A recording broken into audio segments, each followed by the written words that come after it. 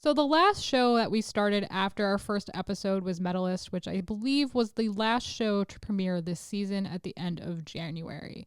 It is season 2, something that began a couple years ago, and we both thoroughly enjoyed. The premise is basically there's a young girl named Inori who always wanted to be a skater, but mama kind of got in the way, eventually got the heck over that, and she winds up being trained by someone who is a ice dancer and never really made it far, and everyone kind of like looks down on him, but he doesn't want Inori to have this experience of like never getting to realize her dreams.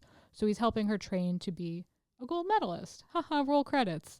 In season 1, she more or less gets through like the very lower levels very, very rapidly, much faster than you would normally anticipate someone doing this, partially because of her determination. And I think also a little bit of her age. She's a little more accustomed to her body and how it moves and how it functions than a younger child might be. Just my 2 cents. I don't really say that. I think in this season, we see more of a progression of her beyond that very basic level. And it's basically like immediately into a competition arc. Yeah. From the start. And on the one hand, I like that because I think it's more interesting than going through the training and the drama associated with training. But at the same time, they didn't really carry any characters over from season 1. So we just get this new string of random girls, brief backstory, if anything. And then we just kind of watch them skate. And then Inori doesn't really do anything until 4 episodes in, which I feel like is kind of weird. Yeah, we were getting backstory from all the characters basically right before they had their participation, and you'd get like 1 or 2 per episode. And I felt like, considering the amount of time that they had, they actually did a decent job of getting you to understand the characters, their motivations, and like the things that were making them who they are and why they were competing and all that. I think they've done a decent job of that. They've made them varied enough also, where they each kind of have their own sort of style. It reminds me back of watching like Yuri on Ice, where it's all those characters had their own different style. And we build up to it. And then we finally get, in the last episode that we watched, Inori's first performance of the season. And it was really good. I thought the performance was really good. A lot of the ones from the first season, I felt like they had a lot of inner monologue going on at the same time. This one has it too with the other characters, where they were constantly being like, oh, I have to do this next trick, and if I don't land it, then I will die and bring dishonor to my family. And like they were constantly going on that, and you would jump around the arena, and everybody's having inner monologue of, oh, this is what she's trying to do. Oh my God, I can't believe it. So you never really got a cohesive performance. And in Inori's first performance of the season, I felt like they let it breathe more. We got some of the inner monologue, a limited amount from her, honestly. We got some from the coach. We got some from the other coaches that were at the competition. But we actually got to witness her do a performance that was really nice. It was a really beautiful performance, and you really got to see how she's grown as a character to just do what she did in this episode. And this is my favorite anime that's currently something I'm watching. We've fallen off. We're a little behind on some of them, and then I also haven't started the JJK or Freerun, which I'm sure are going to top the season eventually, but I'm kind of hoping to just watch them all when their full season's out. But as of right now, and as of when the first season aired, it's my favorite one of the season. It does have this issue with CGI models when they're skating. I can see why they do CGI models in this. I feel like it's not necessarily laziness, because they do a lot of tracking shots. So like the camera's moving with them, and I feel like having their position in space track with the camera would be really difficult to hand draw.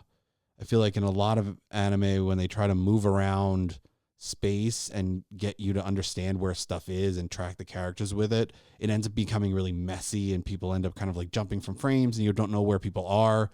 But in this one, even though I wish they would be hand drawn, the CGI models this season are better than the ones from last season, and I could kind of understand why they do it. I think that's the biggest problem that I have with this anime. It's just the CGI models pop out during performances, which you want to look a certain way, and they don't. I think the other thing that can be hard is just kind of getting used to that, like, sports anime, like, the sport that we are depicting is everything. And how, like, it's just like, this is all their people are doing. It's basically all they talk about. And when you are a, lay person, like neither of us skate, like we've been ice skating, but I wouldn't say we are ice skaters by any stretch of the imagination. Like, we just don't understand the rules. And sometimes they don't explain them, and sometimes they literally have like monologues and dialogues between characters just explaining it to people like us that don't understand what the heck is going on or how this works.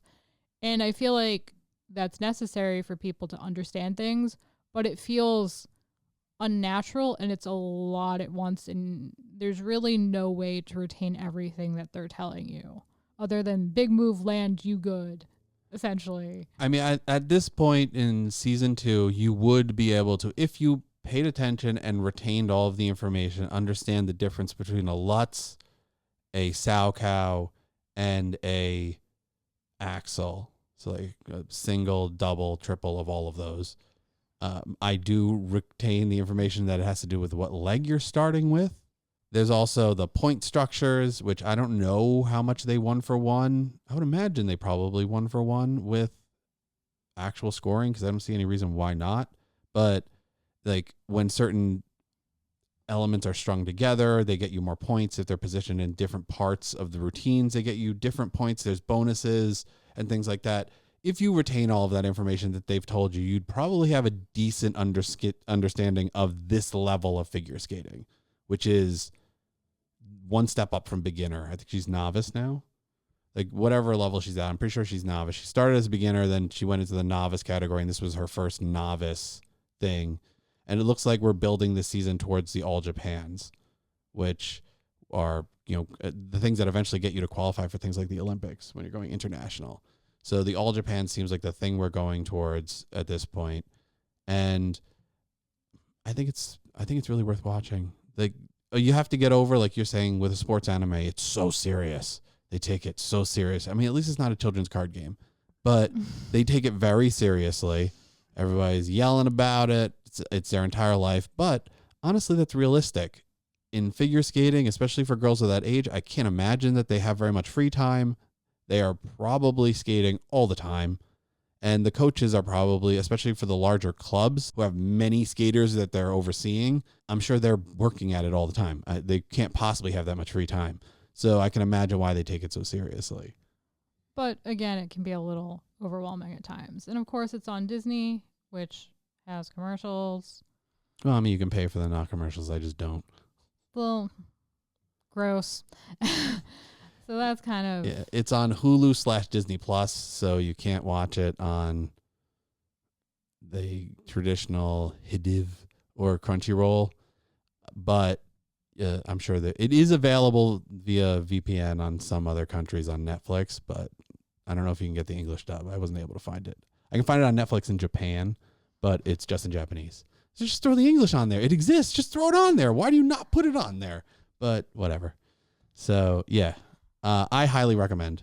If you haven't even started it, haven't even watched the first season, go back, watch the first season, and then watch this season. It's great because then you don't even have the layoff in between. You get a nice progression all the way through.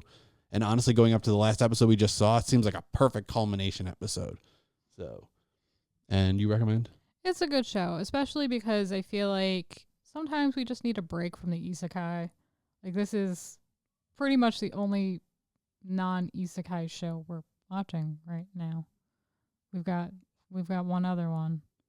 Yeah. And one historical one, which we are very behind on. Oh my God, I just noticed all we're doing is watching isekai.